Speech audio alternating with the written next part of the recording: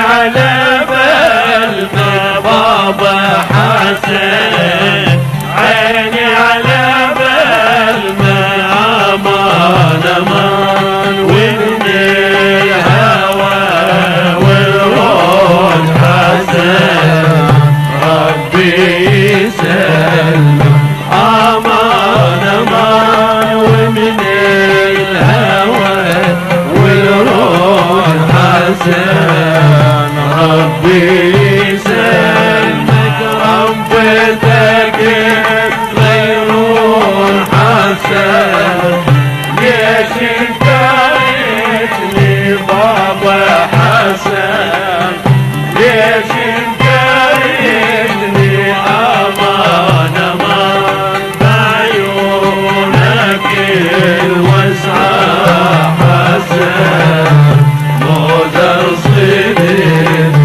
امان امان، بعيونك الوسعة حسن مو تصيدني.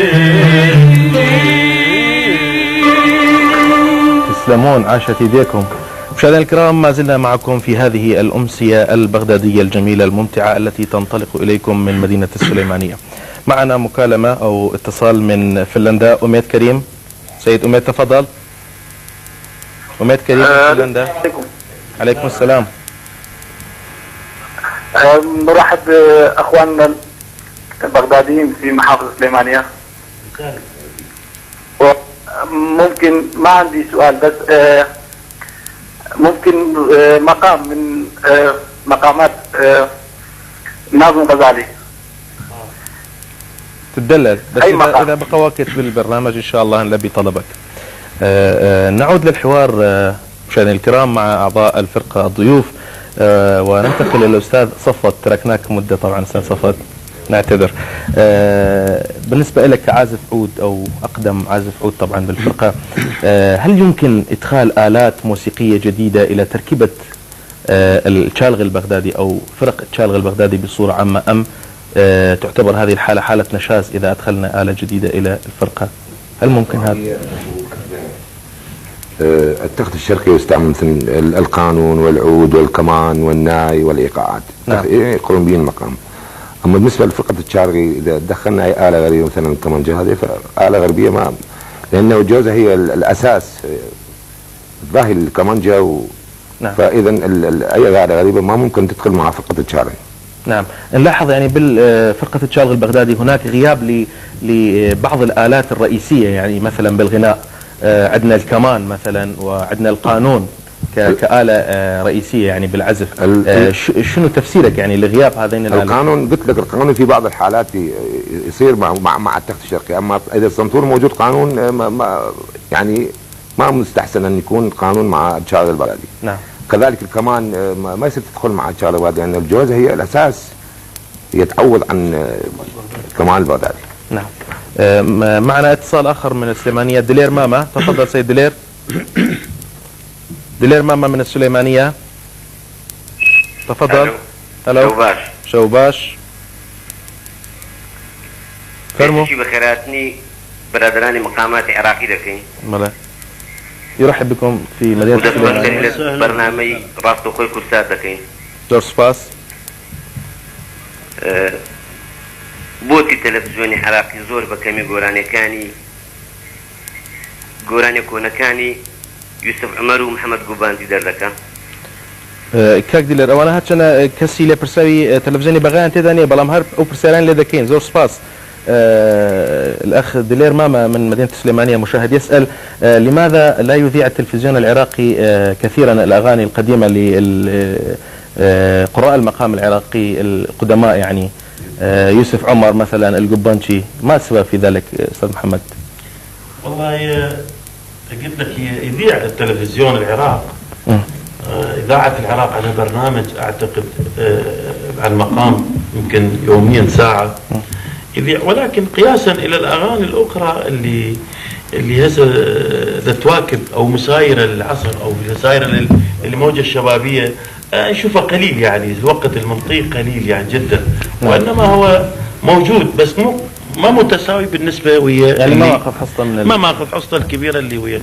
طيب أستاذ محمد، بعيدا عن الآلات والموسيقى والشالغي، من خلال زيارتكم يعني لمدينة السليمانية وعدة مدن أخرى في كردستان، اطلعتم عن كثب على المؤسسات الأكاديمية والفنية والخدمية والتعليمية في المحافظة وبقية المدن.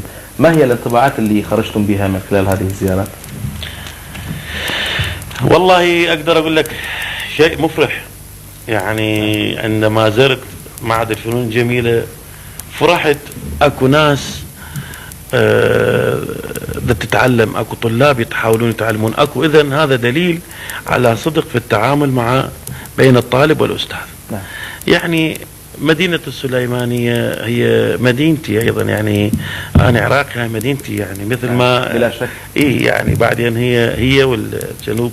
إحنا في كردستان أنا أشعر براحة، لأنه من خلال زيارتنا والله شفت الطيبة والكرم والتقدم في كثير من المجالات، وليس الجانب الفني يعني، وليس الفن، وإنما هناك في مجالات أخرى أكو إن يعني شاء الله. لمستم عن كثب يعني تطور في الحياة المعيشية؟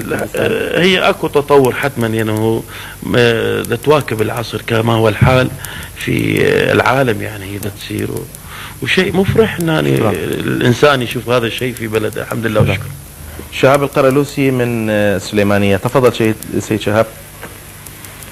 نعم، مساء الخير. مساء النور. أرحب بالإخوة البغداديين في مدينة السليمانية، وأتمنى لهم طيب الإقامة والنجاح المتواصل. شكرا جزيلا. شكرا. لو تكرمون عندي مداخلة وتعقيب على ما أتفضل به أستاذ داخل. نعم تفضل. بأن أصل الجوزة يعود إلى أحد الأكدي. إن هذه الآلة ومعها صنطور تعود إلى أحد الكلدانيين، فيما تعود الطبلة والرق إلى أحد حمورابي في العهد البابلي القديم. وعندي تعقيب آخر حول سؤال تفضل به السيد آسو قرمياني من النرويج حول مقام الدشت. أود أن أقول أن مقام الدشت هو في الأصل إيراني، ولكن توسع هذا المقام في العراق وخرج في نطاقه الضيق بعدما أوجد قارئ المقام العراقي أحمد زيدان مقاما مختلفا عن المقام الإيراني. في أواخر القرن التاسع عشر سماه بدشت عرب، وهو أوسع من المقام الإيراني. وعندي طلب، لو تتفضلون بتقديم أغنية ليوسف عمر، مالي شغل بالسوق مريت أشوفه، وأكون لكم شاكر. شكرا على الاتصال. شهاب القرلوسي من السليمانية، شكرا على الاتصال. لكم نجاح متواصل والموفقية. شكرا لك. شكرا. إذا صار وقت هذه الأغنية، دياكو محمد متصل آخر من لندن. سيد دياكو، يبدو أننا فقدنا الاتصال بدياكو محمد. لقمان علي من السليمانية، سيد لقمان تفضل. مساء الخير. مساء النور. في البداية نرحب بالضيوف الكرام في السليمانية وبفرقة شالغ البغدادي. بصراحة نتمنى تتكرر هذه اللقاءات ونشاهدها على كرسات الفضائية. نطلب من الضيوف الكرام فد مقام مع الأستاذ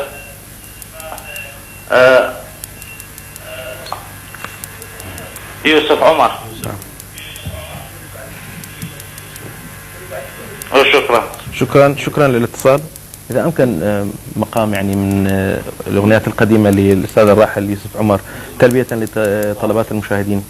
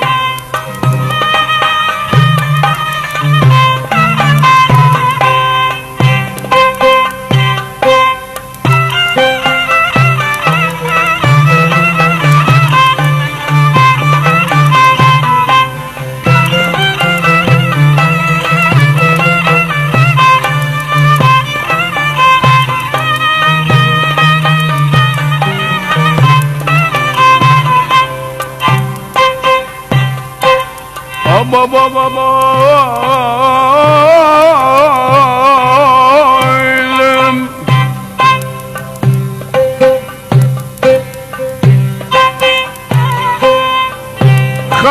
الغرام وترك قلب المعنى ساك من حيث قاسي عذاب العاشقين نساقنا قربانك قازم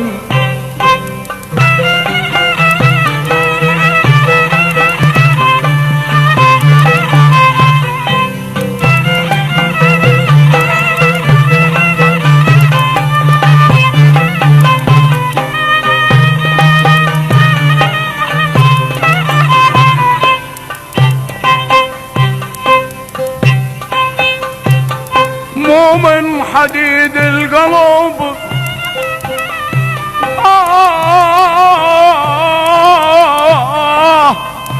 مو من حديد القلب لحم ودم ننسى قربان إيمان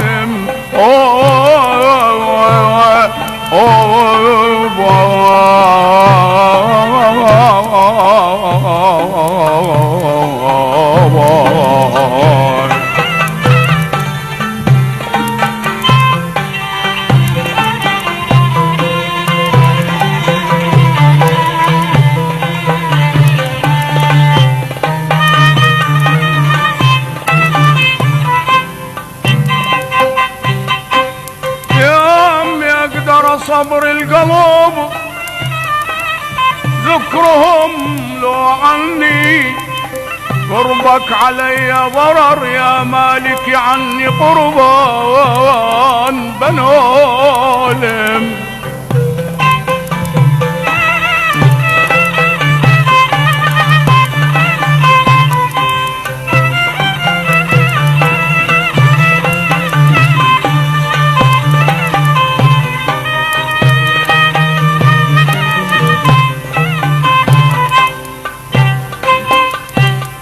ما اكرهك والنبي يا يابا ما اكرهك والنبي لكن اريد انساك اويي اويي يا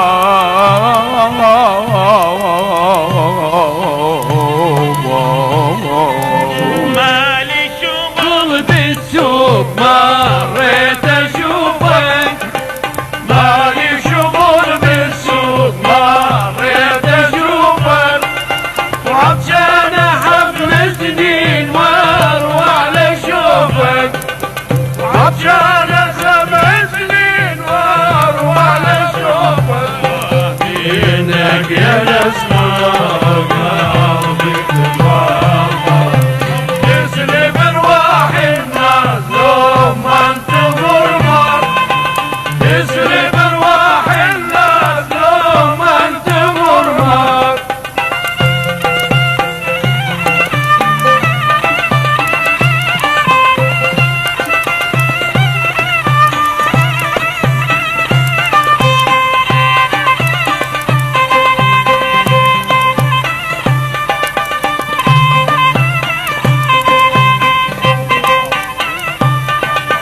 تشريعة النواب يصفى حبيبي تشريعة النواب يصفى حبيبي وبجاه خضر الياس هو نصيبي وبجاه خضر الياس هو نصيبي منك يا نسمة قلبي تفرح تسلم ارواح الناس لما انت مرمر تسلم ارواح الناس لما انت مرمر. عاشت ايديكم وعاشت اصواتكم. مشاهدينا الكرام، ما زلنا معكم عبر الهواء مباشرة في هذه الأمسية البغدادية التي تأتيكم دائما من مدينة السليمانية، مدينة الإخاء. معنا متصل من بريطانيا هفال محمد. تفضل سيد هفال. الو السلام عليكم. عليكم السلام. اهلا اخوتنا واعزائنا من بغداد اللي انا اشم ريحه بغداد حاليا في وجودهم في السليمانيه. طبعا انا دموعي جايني من اتكلم معهم لانه انا من سكنة بغداد وولادتي في بغداد. واتمنى ان يرتاحون او يعني ما اعرف شلون اعبر عن وجودهم في السليمانيه لانه انا اصلي من محافظه السليمانيه. اطلب منهم اغنيه سلسل اذا ممكن واهديها الى اخوي عمان في بغداد والى اختي منى في السليمانيه والاخ كرد والاخ العزيز آزاد اللي هو في جانبي في بريطانيا. وتمنياتي لهم بالتوفيق وان شاء الله يبقى المقام العراقي هو قمة الفن في العراق وفي العالم ان شاء الله. شكرا على الاتصال. شكرا لهفاء محمد من بريطانيا. معنا متصل اخر من السليمانية، نوزاد رشيد. سيد نوزاد تفضل. الو مساء الخير. الو مساء الخير تفضل. السلام عليكم. عليكم السلام. اتشرف بالاخوان اخ نوزاد اذا امكن اخ نوزاد اذا امكن تنص التلفزيون شوية، صوت التلفزيون. اتشرف بوجود اخوان قارئين المقام العراقي. شكرا بارك الله فيك. شكرا وميت هلا بهم. الله يخليك. عندي سؤالين بسرعة لو امكن كاك نوزاد. غير تفضل. غير زهير حسين. على الاتصال معنا متصل اخر من السليمانية، جزا رحيم. سيد جزا تفضل. هلا وسهلا مساء. اهلا وسهلا. باختصار عندي سؤال من الحبايب واذا وعندي طلب. بسرعة لو امكن. اولا هل العود اصلا من الفرقة او انتم نضفتموا اليها؟ هو طلب اذا تسمحون لي. اريد اسمع المقام اللي شدد بها الاستاذ محمد القبانشي اللي بيقول سلام على دار السلام جزيل وعتبى على ان العتاب طويل أبغداد لا أهوى سواك مدينة. عفوا كاك جزء، عفوا على المقاطعة، وقت البرنامج أدركنا، إذا أمكن بإيجاز شديد لو سمحت. عندي سؤال. تفضل. هل العود أصلا من الفرقة وأنتم نضفتموا إليها؟ وطلب إذا تسمحون لي أريد أسمع المقام اللي شدد الأستاذ محمد القبانشي اللي بيقول سلام على دار السلام جزيل وعتبى على أن العتاب طويل أبغداد لا أهوى سواك مدينة ولا عن أم العراق بديل. شكرا لسيد جزا رحيم من السليمانية. معنا متصلة من فنلندا، فريال صالح. تفضلي. مساء الخير. أو كاتبر فريال صالح من فنلندا. أو كاتبر أم كاتب ايش فرمو؟ فرياد صالح عفوا. نوم فريال صالح هجاب لفنلندا نك فريال ونو بغلطة. والله فرياد. ولا بدنا كين. أنا فريال كمان. بلا جان. وش ويا أم بخير بيش هم مستيق بخيراتين أنا كم بقوله دوتر يا محب فريال هم شوية. بلا. ده ولا بدنا كين. حتى كم في الكابلين بدرس أي تاريخي كجوبوني دو رجزي كرد وعرب. نعم. حتى كنت أو أنت بابلين إفادة كرد ولا مقامات وبابلين موسيقى وشعري فولكلوري كردي نكش ذات بابلين لا ينفني كا. بله. أو أنت شون بو فني معاصري كردي أساسون إذن سلكاتك هاي سلام جاتاني كردستان هم كسجى بينات. وتري تقدر بشيت برنامج همدان هذا داوي مقام الشناف الخزالية زور سباس. الأخ فريال صالح من فنلندا يسأل من خلال معايشة العرب يعني للكرد في وطن واحد وفي جو واحد، ما مدى تأثر المقام العراقي العربي بالفلكلور الكردي يعني هل ترك الفلكلور الكردي تأثيرا على المقام العراقي؟ وما مدى يعني رؤية قارئي المقام العراقي الآن للتراث الكردي الآن من خلال وسائل الإعلام؟ مثل ما ذكر الأستاذ مارين في البداية أنه هو المقام واحد، ولكن احنا في بغداد يقرأ بكل تفاصيله، وكذلك اكو موجود في كردستان، يعني موجودة في تفاصيله، واللي يغنوا بعض قراء المقام اللي موجودين من الأكراد اللي في كردستان، ولكن اكو بعض القطع، بعض الأنغام من المقامات باللهجة باللغة الكردية وبالاسلوب، وبعدين كثير من الأغاني تشوفها نفسها ولكن الكلام يختلف، هنا بالعربي هنا بالكردي، وماك فرق، يعني ماك فرق. نعم. مشاهدينا الكرام، الحديث مع التشالغي البغدادي ومع أعضاء فرقة أور المبدعة حديث شيق وجميل ورائع إلى أبعد الحدود، ولكن وقت البرنامج يبدو قد شرف على الانتهاء. فقبل أن نودعكم مشاهدينا الكرام، على أمل اللقاء بكم دائما إن شاء الله في حلقات وجلسات أجمل وأروع، لا يسعنا إلا أن نتوجه بجزيل الشكر والامتنان إلى السادة أعضاء فرقة أور المبدعين على هذه السهرة البغدادية الرائعة التي جاءتكم من مدينة السليمانية. وقبل الوداع نستمع معا إلى مسك الختام، وهي أغنية جيت لأهل الهوى أشتكي من الهوى. حتى نلتقيكم مجددا نترككم في أمان الله ودمتم في رعايته. جيت لأهل الهوى أشتكي من الهوى، جيت لأهل الهوى أشتكي من الهوى، أني عندكم دخيل من عذاب المهين، وأني عندكم دخيل من عذاب المهين.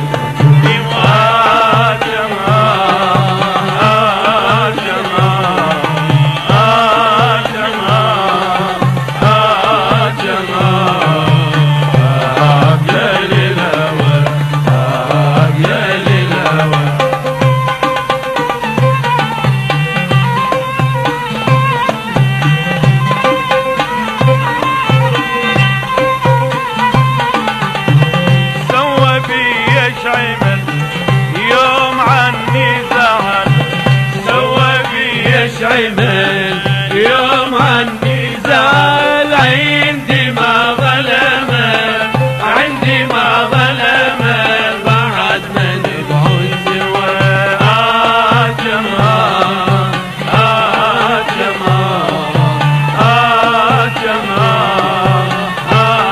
جمال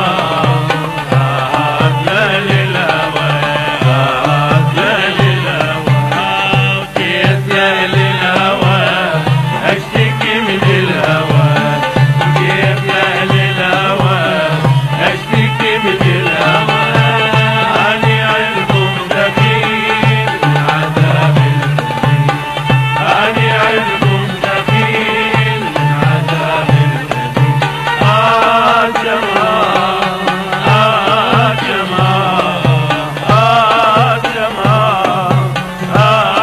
جمال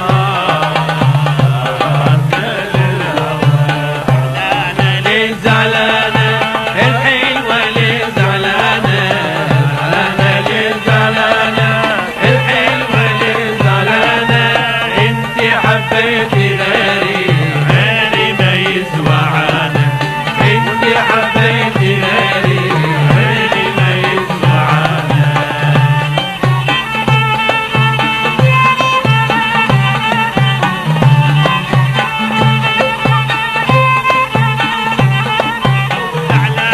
حبيتوكي وقلبي ضميتوكي، زعلانة حبيتوكي وقلبي ضميتوكي، قعدتوا يخطبوكي قالوا ما عملك عانى، قعدتوا يخطبوكي قالوا ما عملك عانى.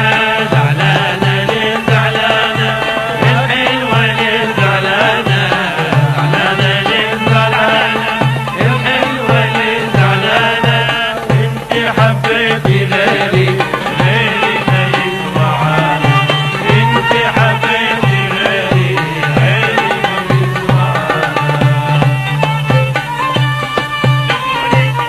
يا سمرة نتلاقى ولو مرة نتلاقى ولو مرة يقول ايش وقت يا سمرة نتلاقى ولو مرة نتلاقى ولو مرة خلي تطول العشرة قلبي من الألم يغرى خلي تطول العشرة قلبي من الألم يغرى عيني يا باب الهوى عيني يا باب الهوى مشتاقة يم عيون حراقة بوليس وقت نتلاقى يم عيون حراقة بوليس وقت نتلاقى بدوار حتى عيوني خايف لا يحزنوني بدوار حتى عيوني خايف لا يحزنوني عيني يا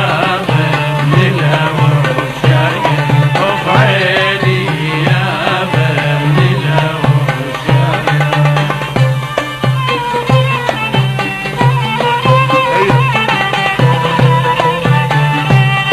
يا عيونك انا مفتون سحرني وصرت مجنون سحرني وصرت مجنون بعيونك انا مفتون سحرني وصرت مجنون سحرني وصرت مجنون ويا حبيبه وريدك عود ما ريدك علي فرعون يا سميره وريدك عود ما ريدك علي فرعون ليك عيني يا باب الهوى عشاقه اخ عيني يا باب الهوى عشاقه ونيتي تسلى فيها امشي ودمعتي ترى الخمر بالكعب ونيتي تسلى بيها امشي ودمعتي ترى الخمر بالكاسة ونيتي ويلي امشي ودمعتي مويا او ونيتي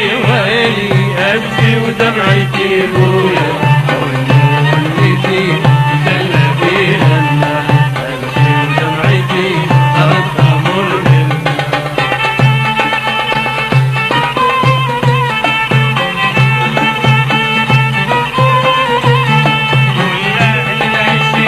مداوى وجروحي شمعة واحترق من حسرتي ونوحي كل أهل العشق مداوى وجروحي شمعة واحترق من حسرتي ونوحي ضليت الطريق همي ولا منوحي ضليت الطريق همي ولا منوحي يتغيب الصبر أيوم ما ينقال يتغيب الصبر أيوم ما ينقال سمرة قتلتيني أبي من باب السما وحدي خلاني يا دلي سمرة قتلتيني أبي من باب السما وحدي خلاني